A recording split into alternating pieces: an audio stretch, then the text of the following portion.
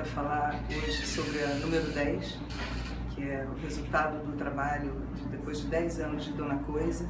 A gente resolveu fazer uma marca própria. E número 10 é uma homenagem aos nossos 10 anos, né? E é uma roupa que tem tudo a ver com aquilo que eu acredito ser o que é bom, é o que eu gosto, são as minhas escolhas pessoais, mas sempre em cima de um conceito que a Dona Coisa vem trabalhando nesses 10 anos, que é de uma roupa de muita qualidade, atemporalidade e conforto, né? Eu acho que para a gente se sentir bem e se sentir bela, eu acho que a gente tem que estar muito confortável, não tem que trocar tanto de roupa. Eu acho que a qualidade faz com que a gente fique bem de manhã, de tarde, de noite, mudando os acessórios. Então esse é o conceito dessa roupa que a gente vai mostrar um pouquinho para vocês aqui, né? São inspiradas de um básico de uma vida inteira, desde uma calça jeans leves 501, que está na nossa memória afetiva, e que a gente então reconstruiu usando uma malha de alta tecnologia, né? E que dá mais conforto a essa calça e tal. Então é isso, a gente queria muito que vocês viessem, conhecessem, experimentassem, porque é o que a gente acredita como moda prática, confortável, inteligente, no sentido de que a qualidade faz com que dure mais, que você se sinta bem com uma camiseta, um acessório mais elegante para de noite, você pode estar usando a mesma roupa. Essa é a nossa proposta. Aqui a gente só tem os pretos, que eu tanto gosto. A gente fez uns terninhos, uma roupa de linho, um linho amassadinho, confortável, que tem esse azul lindo, um chambré maravilhoso. Tem os brancos, que eu adoro também. Que isso é uma peça que todo mundo acaba necessitando usar um dia. Você não precisa pensar muito. Uma camisa branca de boa qualidade, com bom tecido, é uma peça que a gente vai amar usar sem pensar, sem ter que pensar muito.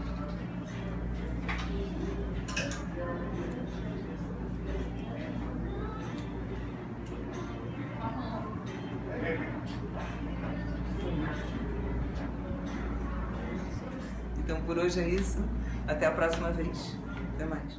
E com a proximidade do verão, uma das perguntas, a grande pergunta para os dermatologistas é o que tem de novidade, como é que a gente pode se proteger mais. A nossa grande felicidade é que as pessoas realmente absorveram essa questão de se utilizar o filtro solar todo dia. Isso é extremamente importante, não só para proteger a possível formação do câncer de pele, mas também para evitar o fotoenvelhecimento, que é uma grande queixa nos nossos consultórios.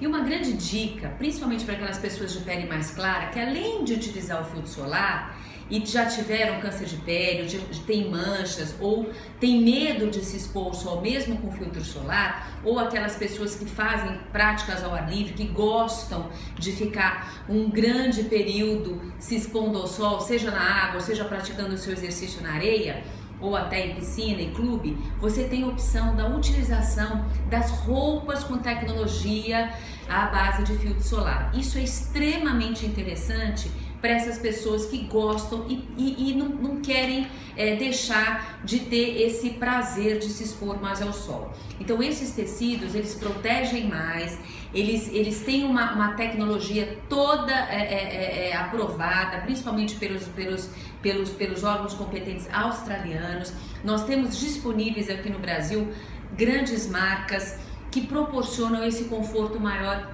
pra gente no verão. Então, além da dica de você reutilizar o filtro solar, quando você for se expor ao sol, isso não impede de você utilizar o seu filtro, mas você tem ainda mais essa opção das roupas. São roupas bonitas, modernas, confortáveis, que você pode se ajustar muito bem à sua prática de exercício físico, ainda entrar na moda. Então hoje, além da preocupação de você estar sendo protegida, há a preocupação também de você estar bacana, de uma roupa confortável e bonita para você ficar bem nesse verão. Você pega uma mulher de 40, de 50, de 60, são maravilhosas. E ó, que me desculpem os homens, estão ficando tudo pra trás. Que a mulherada tá dando um show, desculpa, mas vocês estão ficando pra trás. Entendeu? A mulherada tá dando um show. Paris para vocês, no Bon Marché, Madame Raphaël, com uma exposição maravilhosa, bem no estilo dela, colorido, de bom gosto, aqui no espaço Bon Marché, em Paris. Uma energia maravilhosa que influencia todo mundo, que passa uma luz realmente. Madame Raphaël, a exposição do Bon Marché, um olhar de Paris. Um olhar de Paris para você na exposição da Elisa, do Bon Marché. Olha só esse look. Colorido, moderno. Eu caracterizo isso. Eu acho que é isso, que é o estilo que ela é, o estilo que ela faz. E isso, o Bon Marché de Paris. Hotel, lançamento da exposição. Paris Fashion Week. Exposição da Iris em Paris, no Bon Marché. Olha as opções, as cores do bracelete.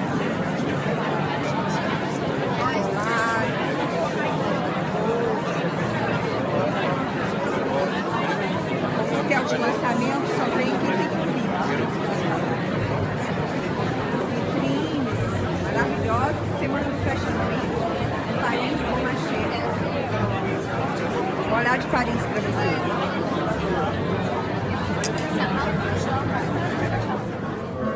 O Regard de Paris, da exposição de Iris, Bon Marché.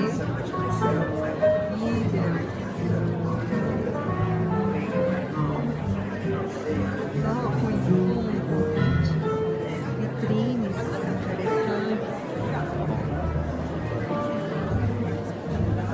Ela com bijuterias dela, uma personagem que influencia muita gente pela sua energia.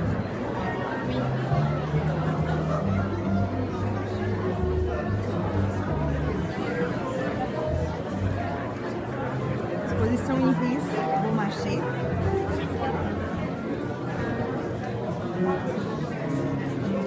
Vou olhar de Paris para vocês.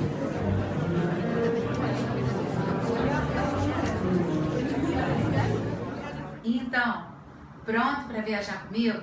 Eu tô super animada. Eu quero começar hoje falando para você de uma coisa muito importante e essencial para sua viagem, que é a documentação. Sem ela você não sai, você não entra. E é por aí que a gente tem que começar. Aqui na América do Sul, você pode viajar somente com a sua carteira de identidade. Mas para isso é necessário obedecer algumas regras. Uma delas é que essa carteira esteja em bom estado. A outra é que essa carteira seja capaz de te identificar. Ou seja, quando o fiscal olhar, ele vai poder ver que aquela pessoa que está ali é você. Então, não adianta você ter 50 anos e querer tentar embarcar com a sua carteira de 15 anos. Não vai colar, combinado? A outra coisa é que essa carteira tem que ter sido emitida por um órgão de fiscalização pública. Ou seja, você não vai conseguir embarcar com uma carteira emitida pelo CREA, com uma carteira emitida pela Aeronáutica, pelo Exército, pela Marinha ou pela OAB. Tem que ser como, por exemplo, uma carteira do Detran do Rio de Janeiro, tá? Senão, você também vai voltar do país que você tiver ido, não vai conseguir entrar. A outra opção que nós temos para as viagens e o que é necessário para os outros países é o passaporte. O passaporte, você tem que primeiro verificar qual é a documentação necessária para você retirar. A partir do momento que você tem essa documentação, você faz a marcação pelo site da Polícia Federal para que você possa ir num dos escritórios e providenciar esse passaporte. Isso leva um tempo. Então não é recomendável que você faça isso em cima da hora, você tem que planejar. Outra questão também nessa parte de documentação que é muito importante alertar, quando você vai programar sua viagem, que precise do passaporte, você precisa também ver se precisa do visto para o país onde você quer ir. E a melhor dica quem vai poder te dar é sempre o seu agente de viagens. Bom, essas são as minhas dicas de hoje. Eu espero que você tenha gostado. Até a próxima. Oi, pessoal da TV Um Olhar, tudo bem? Hoje eu vim dar dicas sobre brincos. Não é à toa que eu tô com um brinco de cada.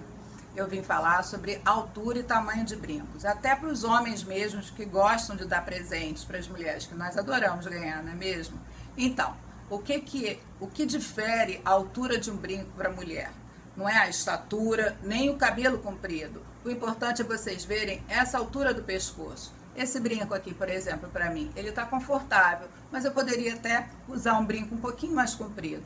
Esse, por exemplo, se vocês notarem, está encostando aqui em mim, não está esteticamente bonito. Poderia ser um pouquinho mais curto. Isso é que vocês devem ver na hora de comprar um brinco também, na hora de experimentar. Além disso, é importante vocês verem a forma do rosto. O rosto redondo, é importante que vocês usem brinco afinado, comprido. E o rosto comprido, oval, esse você pode abusar. Você pode usar o que vocês quiserem. Essa foi a dica de hoje, espero que vocês tenham gostado. Um beijo e até lá. Hoje eu vou falar um pouquinho como fica a minha rotina, como tem sido minha rotina desde que o Gabriel nasceu. Eu brinco e rio muito quando eu lembro, minha terapeuta dizia muito que eu ia sentir saudade da barriga. E pra mim, na época, era absurdo, porque no finalzinho da gravidez você já tá se sentindo super pesada, você, enfim, tem vontade de fazer xixi o tempo inteiro, eu tive muita azia, você se sente muito, assim, limitada à sua vida. E eu brincava, nossa, não vou, eu tô louca que ele chegue logo, eu quero conhecê-lo. E ela falava, você vai ver que você vai sentir saudade. Porque, claro, depois que a bebê nasce, todas as atenções que você tinha de, você tá grávida, deixa eu te ajudar. Eu caminhava na rua, todo mundo, né, te dá aquele sorriso, nossa, tá pra nascer, né, é menino ou menina e tal. Então, né, o mundo parece que fica muito envolvido com a sua gravidez. E depois o bebê nasce. E você esquece, assim, você vai virar uma mera coadjuvante nessa relação.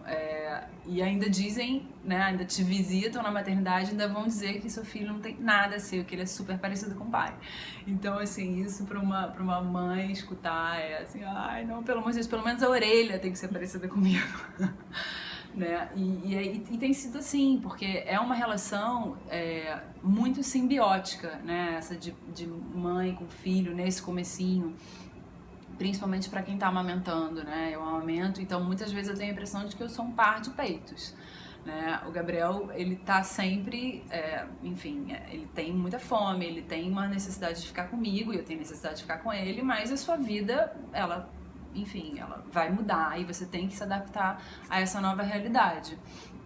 Então, quando você se dá conta, né, passou o dia inteiro, eu optei esse comecinho não ter ajuda, né, eu tive um pouco de ajuda da minha sogra, da minha mãe, uma ajuda preciosa no começo delas, mas não tem uma ajuda externa, profissional, assim.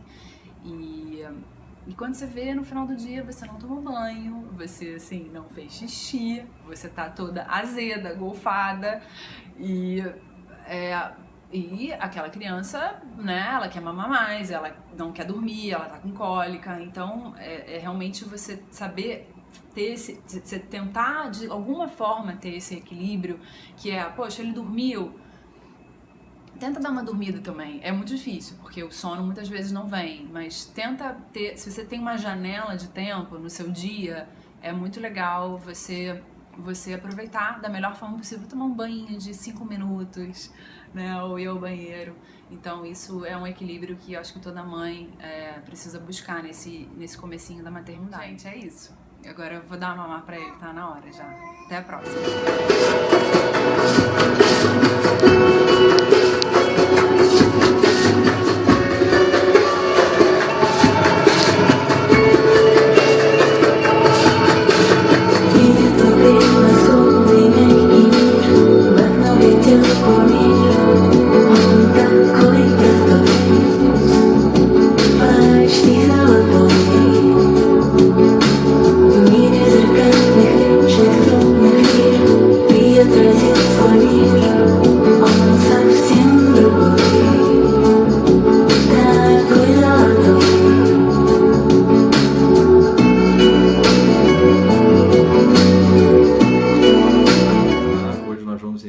Uma sequência de pequenos vídeos tratando do tema mamoplastia de aumento, como o próprio nome fala, é a cirurgia plástica que visa o aumento do volume da mama através do uso dos implantes, que são as próteses de silicone.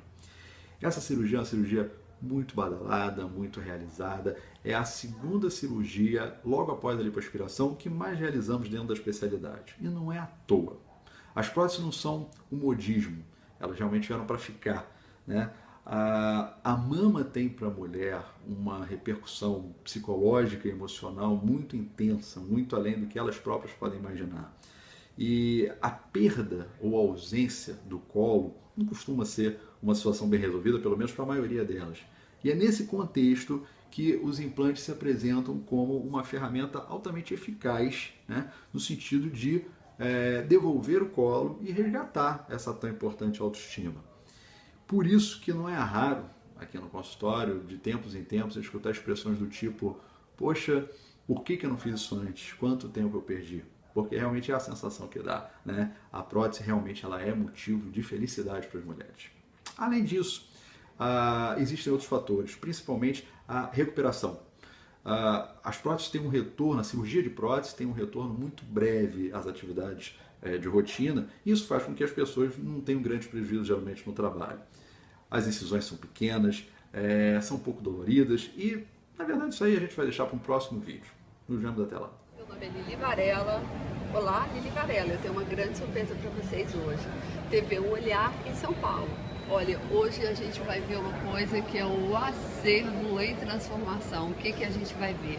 É a volta dos radicais cavaletes de Lina Bobardi. São maravilhosas e eu quero passar um pouco dessa experiência que é ver esses cavaletes.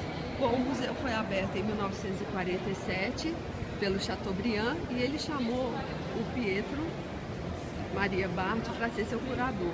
Então, esse museu, na verdade, ele tem a maior e mais importante, é o mais importante acervo de arte europeia do hemisfério sul. E como é que isso foi conseguido? Bom, antes de qualquer coisa, de falar um pouco sobre essas obras, eu quero mostrar minha grande paixão aqui. A minha paixão, nada mais, nada menos, é que Hieronymus Bosch, esse grande pintor. As cenas são oníricas, apaixonantes, olha isso. Cada pedacinho do quadro tem uma cena maravilhosamente chocante dela. Além do Hieronymus Bosch, tem outro que eu amo, que é o Bruegel. Se alguém quiser ver Bruegel, vale a pena também, olha isso. E todo esse acervo nos cavaletes de cristal, que na verdade é o vidro temperado, tem uma coisa muito bacana, é que aqui atrás de cada cavalete é como se fosse a gente fizesse um raio-x e olhasse. Olha que bacana, você vê o que está por trás. E o interessante é que foram doações feitas, por exemplo, esse quadro aqui do Piero di Cosimo foi uma doação da Companhia Antártica Paulista. E aqui eu vou mostrar o fundo do quadro do Hieronymus Bosch. Olha isso.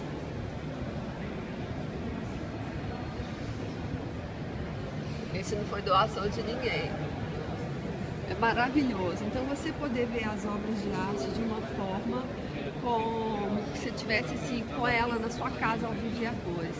Esses cavaletes começaram em 68, foram embora em 96. Depois de relegados por mais de 20 anos, eles voltam em ação de novo. É super emocionante você ver tudo de perto, muito perto. Eu acho que essa é uma grande criação de Lina Bobardi, essa pessoa, essa arquiteta que eu considero uma das melhores.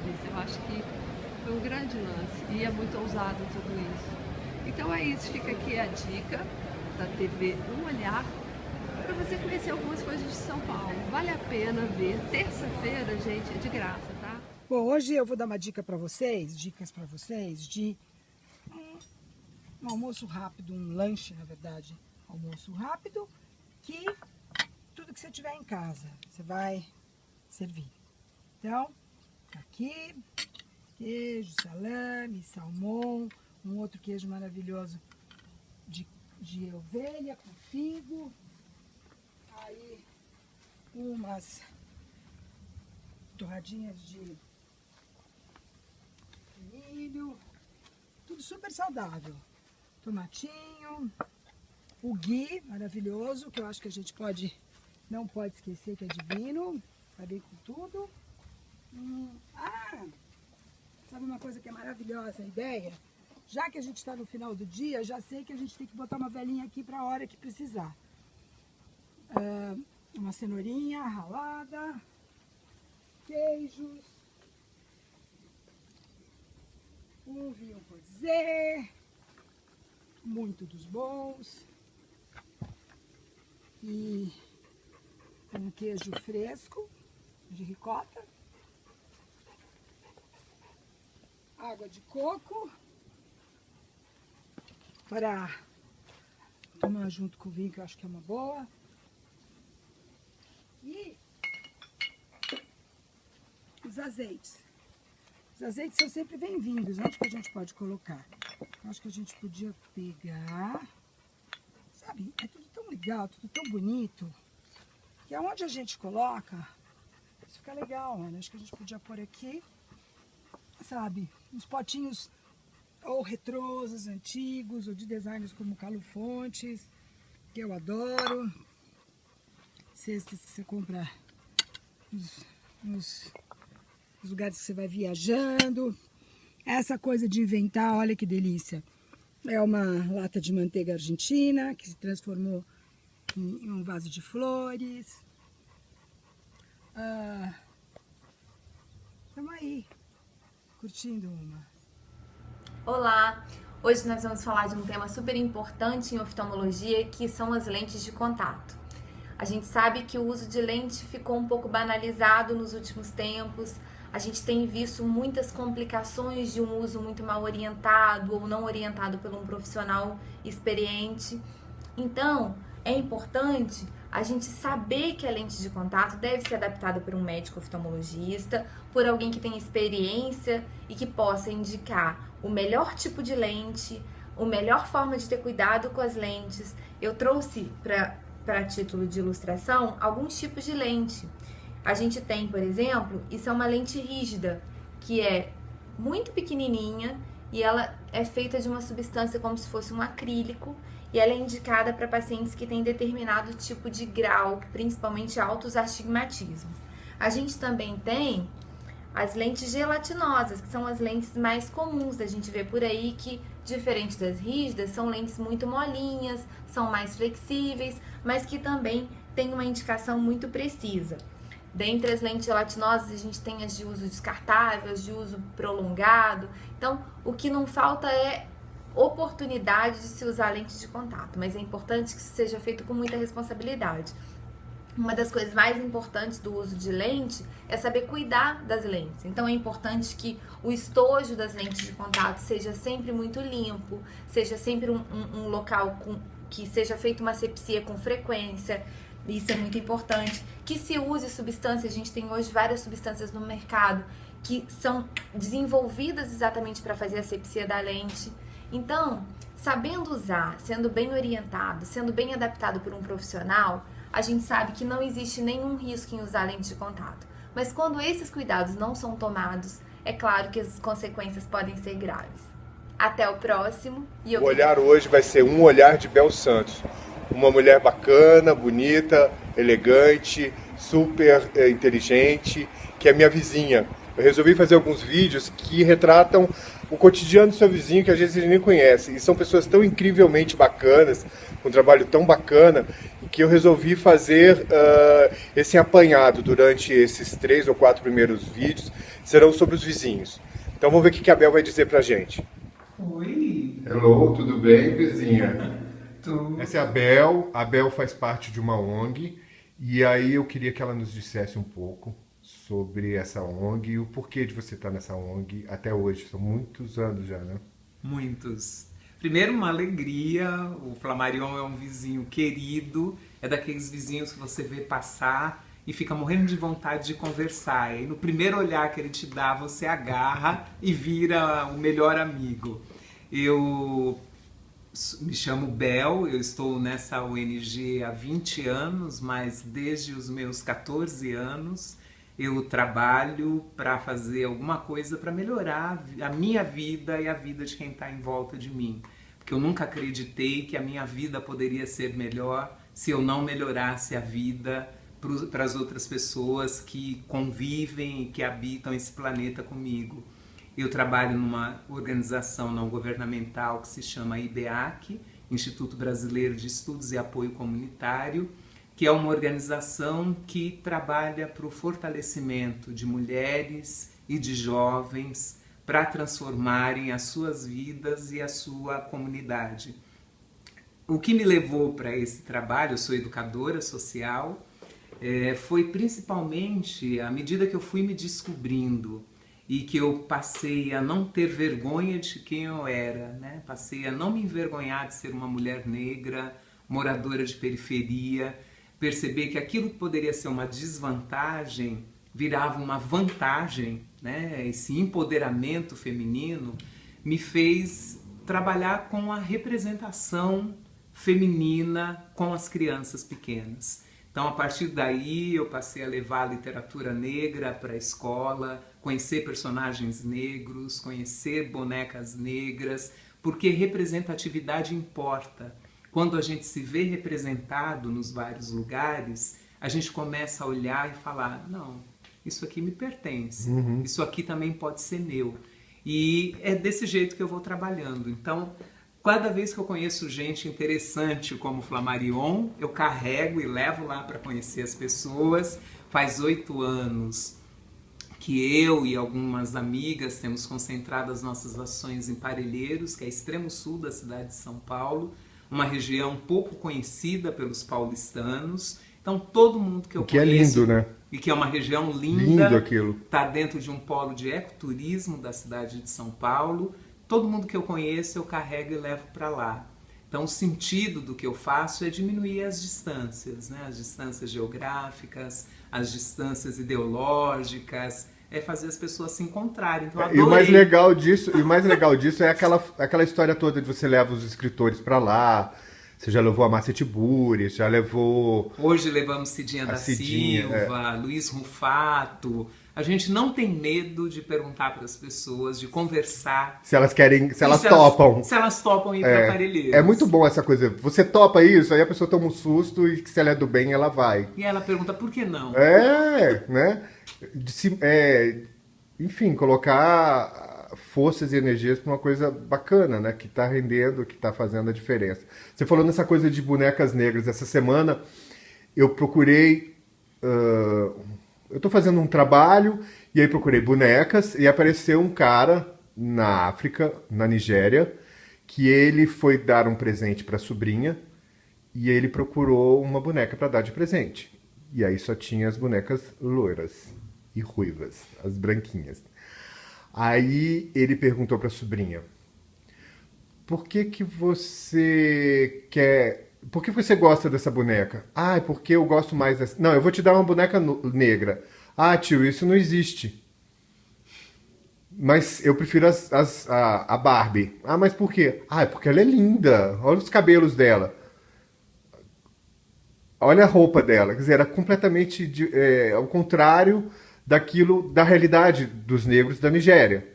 Então ele era um industrial, um executivo da área de plástico e resolveu fazer as bonecas negras e vende o dobro do que a Mattel vende naquele país hoje em dia.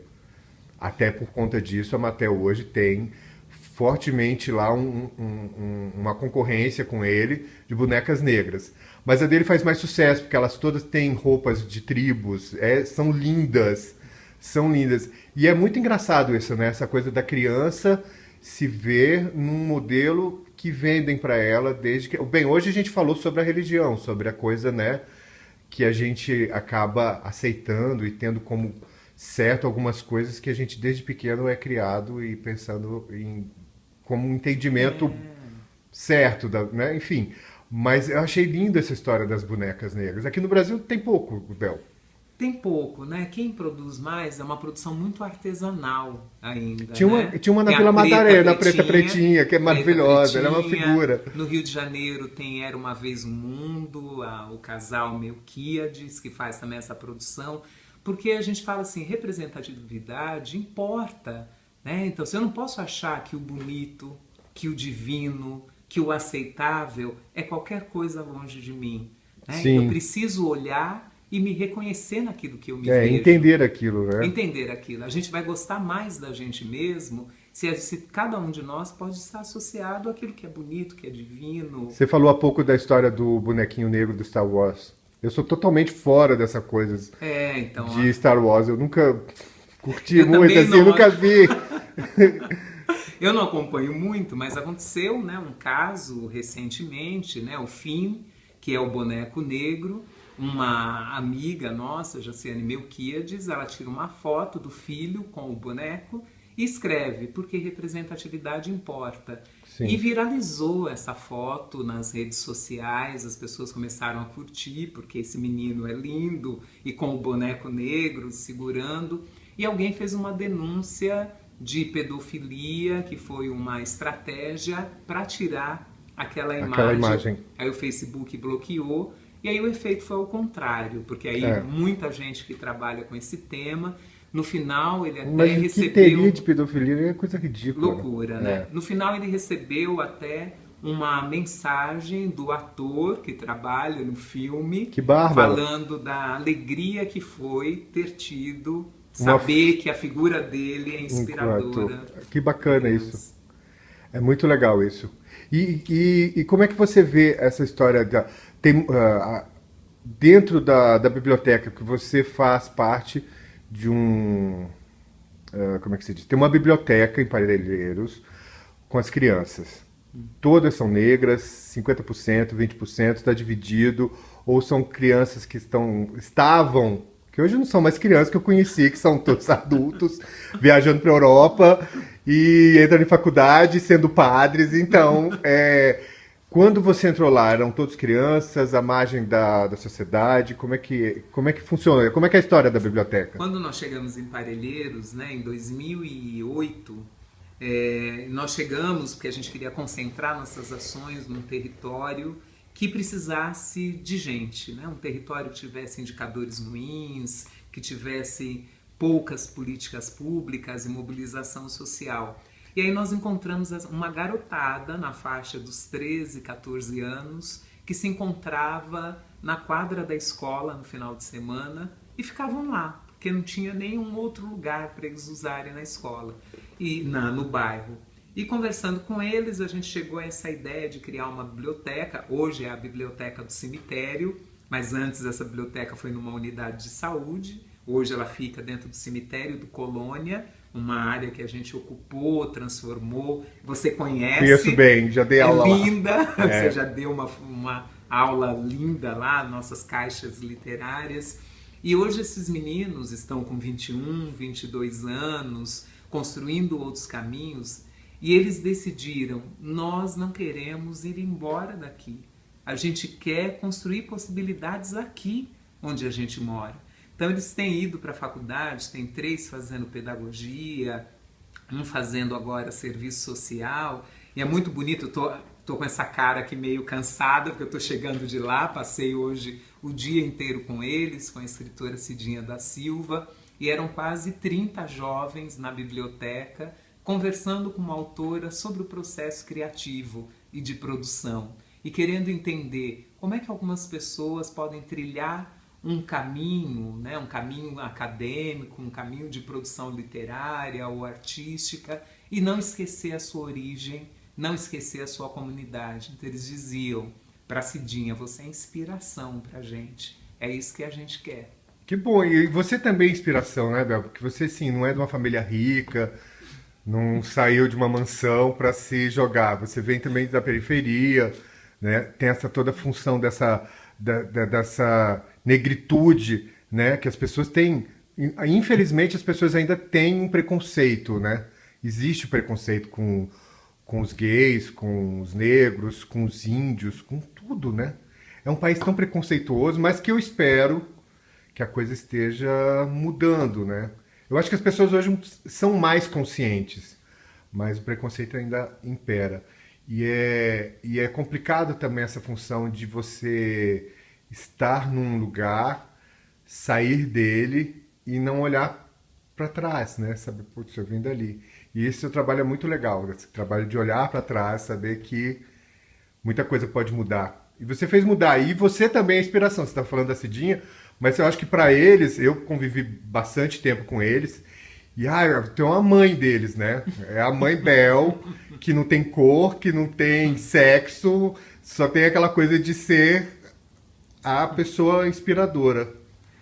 Seu trabalho é muito legal. O seu, da Vera, da Marilda, enfim, de todo o IBEAC nessa função de ter... E a preocupação que você tem também, não só em relação a eles, mas assim, esse cuidado no final do ano de preparar uma coisa especial, um brinde, para correr, para vender, para fazer grana, para que a coisa continue, né?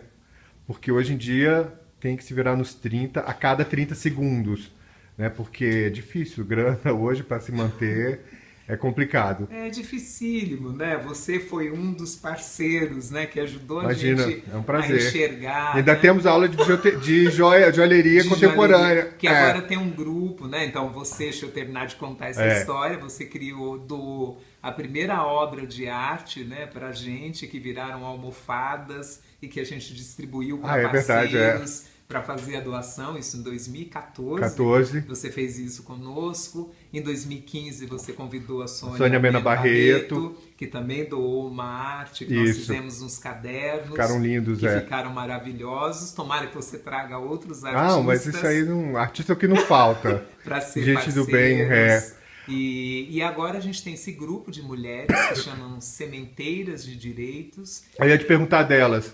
Então, as Sementeiras foi um grupo que surgiu para o fortalecimento para essas mulheres poderem se olhar. Então, a gente trabalha muito com espelho, a gente trabalha com autorretrato. Elas foram visitar as biografias e as mostras que tinham sobre mulheres, foram ver a exposição da Frida, do Tomi Otaki, de Carolina Maria de Jesus no Museu Afro Brasil, da Anne Frank em uma das unidades do SESC.